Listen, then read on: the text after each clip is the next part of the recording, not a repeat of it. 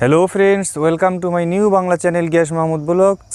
এবং সাথে আছে আমি গিয়াসউদ্দিন। আজকে আপনাদের সামনে একটা মজার এবং বাচ্চাদের নিয়ে একটা মজার ভিডিও আমি নিয়ে এসেছি। ভিডিও হচ্ছে বাচ্চাদের আমরা কি খাওয়াচ্ছি। আসলে বাচ্চাদের যা খাওয়াচ্ছি সেটা আমরা বিষ খাওয়াচ্ছি না জ্বালানি খাওয়াচ্ছি, সে সম্পর্কে আমরা একটা ভিডিও করতে যাচ্ছি। তো ভিডিও শুরুতে মূল কথা যাওয়ার আগে যারা এখনও আমাদের চ্যানেলটি সাবস্ক্রাইব করেনি তারা আমাদের চ্যানেলটি সাবস্ক্রাইব করুন এবং পাশে থাকা বেল আইকনটি ক্লিক করুন, যাতে পরবর্তী সকল ভিডিও সবার আগে আপনি পেয়ে যান। যাই হোক, আসুন আমরা বাচ্চাদের নিয়ে, এখন দেখা যায় আমাদের সমাজের বাচ্চাদের নিয়ে আমরা খুব চিন্তিত। কেন চিন্তিত? আমরা যদি সাধারণত পিৎজার দোকানে যাই, ফাস্টফুডের দোকানে যাই, তাহলে দেখা যাবে যে আমাদের বাচ্চারা এত বেশি পরিমাণে ফাস্টফুডে আসক্ত হয়েছে যে এটা আমাদের জন্য একটা মস্ত বড় চিন্তার কারণ হয়ে গেছে। তো এজন্য অবশ্য আমরাই দায়ী, কারণ আমরাই ফাস্টফুডে বাচ্চাদের আসক্ত করতে শেখাই। আর আমাদের দেশে ফুড কোম্পানিগুলো চাচ্ছে যে খাবারগুলোকে লোভনীয় করে যাতে বাচ্চাদের আসক্ত করা যায়। যেমন চর্বি, এই ফাস্টফুড জাতীয় খাবারগুলোতে বেশি পরিমাণে থাকে চিনি, লবণ এবং চর্বি, যেটা বাচ্চাদেরকে খাবারে আসক্ত করে। এছাড়া এই ফাস্টফুডে আর একটা উপাদান থাকে, যেটা হচ্ছে MSG, অর্থাৎ মনোসোডিয়াম গ্লুটামেট, যেটা বাচ্চাদেরকে খাবারের প্রতি প্রচণ্ড আসক্ত করে। এখন ফুড কোম্পানি চাইবে তাদের ব্যবসাকে প্রতিনিয়ত বাড়ানোর জন্য, কিন্তু আমাদের মুখটাকে একটু বন্ধ করতে হবে। কেন বন্ধ করতে হবে? কারণ দেখা যায় যে আমরাই এই বাচ্চাদেরকে আসক্ত করাই খাবারের প্রতি। যাই হোক, বাচ্চাদেরকে আমরা কি খাচ্ছি, কেন আমরা বুঝতে পারছি না যে আমাদের শরীরটা হচ্ছে একটা ইঞ্জিনের মতো, আর খাবারগুলো হচ্ছে ঠিক জ্বালানির মতো। খাবারগুলো আপনি দেখবেন যে একটা মেশিন বা বাইক বলেন, মোটর বাইকে যদি আপনি মোটর বাইক চালান, তাহলে দেখা যাবে যে মোটর বাইকে আপনি যতক্ষণ প্রয়োজন ততক্ষণই আপনি তেল দিবেন। আর যদি নিজের ইচ্ছা মতো দিতে যান, তাহলে দেখা যাবে যে এটা কী হচ্ছে, ট্যাঙ্কিটা ফুল হয়ে তেলগুলো উপচে পড়ছে। কিন্তু আমরা আমাদের খাবার, শরীরে যে খাবারগুলো, অতিরিক্ত যে খাবারগুলো ঢুকাই, সেগুলো কিন্তু উপচে পড়ার জায়গা পাচ্ছে না, অর্থাৎ সেগুলো আমাদের ফ্যাট হিসেবে শরীরেই থেকে যায়। এখন আমরা অনেক সময় ভাবি যে ফ্যাট শুধুমাত্র পেটেই হয়, কিন্তু না, আপনাদের এই হাতের কিংবা আমাদের পায়ের যে অংশগুলো আছে সেগুলো যখন ফ্যাট হয়, এগুলো চামড়া প্রচণ্ড শক্ত থাকে, যার কারণে কিন্তু এই ফ্যাটগুলো বোঝা যায় না। আর পেটে সাধারণত ভুঁড়িটার এইখান থেকে একটু নরম থাকে চামড়াটা, যার কারণে এটা বেড়ে যায়। আমরা মনে করি যে আমাদের পেটেই সম্ভবত চর্বিটা বাড়ে, কিন্তু না, আমাদের পেটে না, শুধু আমাদের শরীরে সর্ব জায়গায়, অর্থাৎ আমাদের ব্রেইন থেকে শুরু করে আমাদের লিভারে, আমাদের সমস্ত জায়গায় এই চর্বিটা আস্তে আস্তে জমতে থাকে।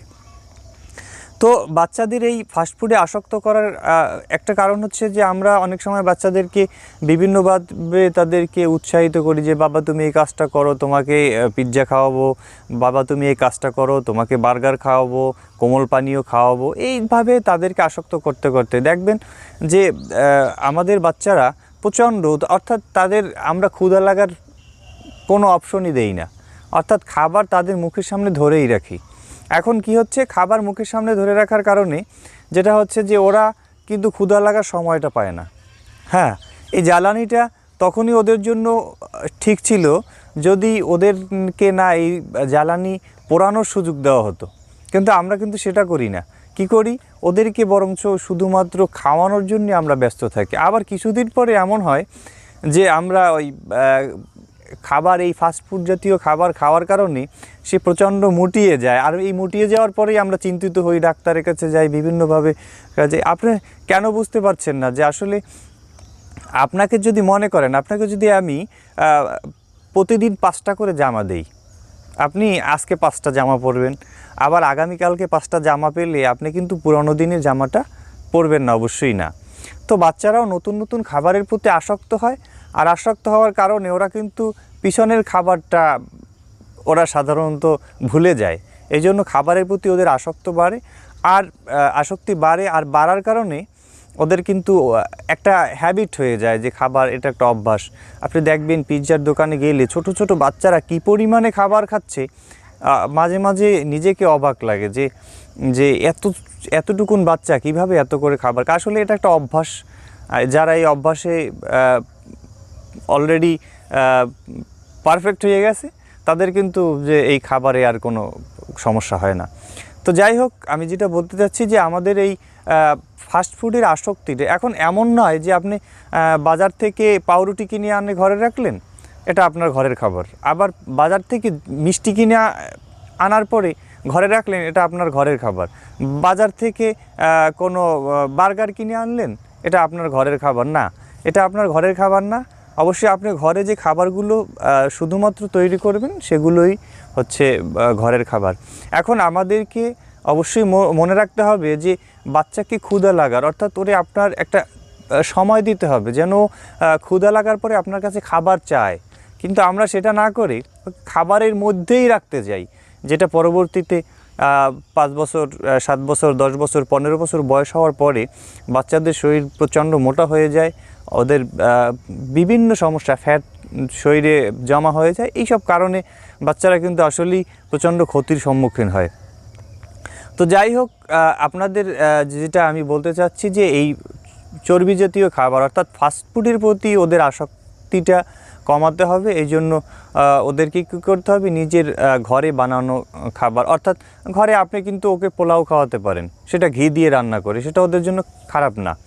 আপনি ঘরের মধ্যে কিছু খাবার রান্না করতে পারেন যেগুলো ওর শরীরের জন্য প্রয়োজন।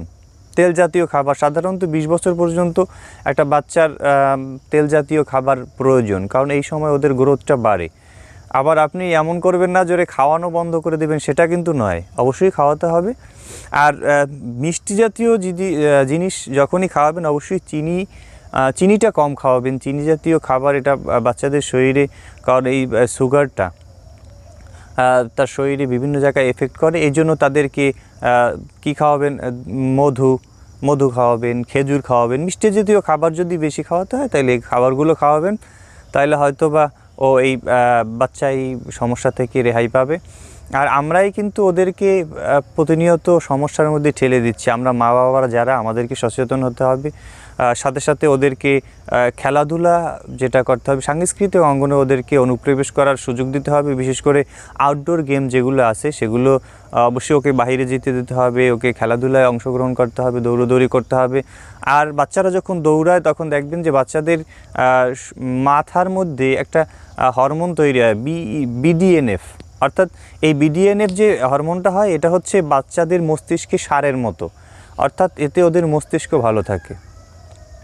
তো এই বিষাক্ত খাবার যারা এখনও আমরা বাচ্চাদেরকে খাওয়াচ্ছি, আমি তাদের এই মা বাবার জন্য আমার উপদেশ থাকবে, অবশ্যই আপনি এ ব্যাপারে সচেতন হবেন, পরবর্তীতে যেন আপনাকে আবার ভুগতে না হয়। কারণ আপনি যখনই পরবর্তীতে ভুগবেন তখনই আপনাকে বাচ্চাকে ডাক্তারের কাছে নিতে হবে, ওষুধ খাওয়াতে হবে। এখন ওষুধ যখন খাওয়াতে যাবেন তখন কিন্তু ওর শরীরে এই ওষুধটাই কিন্তু বিভিন্ন কেমিক্যালে তৈরি, সুতরাং এই ওষুধটা যখন ওকে খাওয়াবেন, ওকে শরীর কমানোর জন্য বা চর্বি কমানোর জন্য, তখন কিন্তু আরও বড় ধরনের সমস্যার সম্মুখীন হবে। সো যারা আমার কথাটা বুঝতে পেরেছেন তাদেরকে অসংখ্য ধন্যবাদ। বাচ্চাদের নিয়ে অবশ্যই আমাদের একটা ফিউচার থাকে, ওরাই আমাদের জীবনের সকল আশা ভরসার মূল স্তম্ভ। তো বাচ্চাদের ব্যাপারে সবাই সচেতন থাকবেন, ভালো থাকবেন। এবং যারা আমার এই ভিডিওটি আজকে দেখেছেন তারা আমাদের অবশ্যই কমেন্ট বক্সে আমাদের জানাবেন যে আপনি কতটা উপকৃত হচ্ছেন এ ব্যাপারে। আর লাইক শেয়ার দিয়ে অবশ্যই বন্ধুদের মধ্যে ছড়িয়ে দিবেন। আবারও হাজির হব অন্য কোনো নতুন বাচ্চাদের ভিডিও নিয়ে। ততক্ষণ ভালো থাকবেন, সুস্থ থাকবেন, সন্তানের প্রতি খেয়াল রাখবেন। আল্লাহ হাফেজ। আসসালামু আলাইকুম ওয়া রাহমাতুল্লাহ।